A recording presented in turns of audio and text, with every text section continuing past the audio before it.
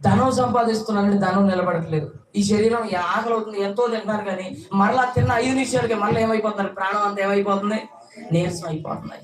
తింటున్న ఆహారం ఎడిపోతుందో తెలియట్లేదు, సంపాదిస్తున్న ధనం ఎడిపోతుందో తెలియట్లేదు. కుటుంబంలో ఎంత లోబడినా, ఎంత సర్దుకుపోయినా ఆ సమాధానం ఎడిపోతుందో తెలియట్లేదు అయ్యా.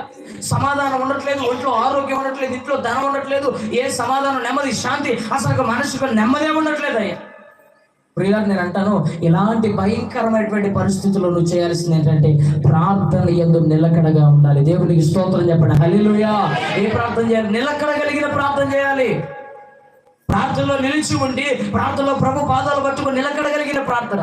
దావీదు ఒకే ఒక పాపం చేశాడు. ఆ పాపాన్ని బట్టి కొన్ని రోజుల పాటుగా గదిలో నుండి బయటకు రాకుండా తన పరుపు కొట్టుకుపోయి అంత నిలకడగలిగిన ప్రార్థన. తలుపు వచ్చి ఎవరు కొట్టినా కానీ, కేకలేసినా కానీ, ఎవరు ఎన్ని రకాలుగా అరిసినా కానీ తన ప్రార్థనలో మాత్రం ఎటు కూడా తప్పిపోనే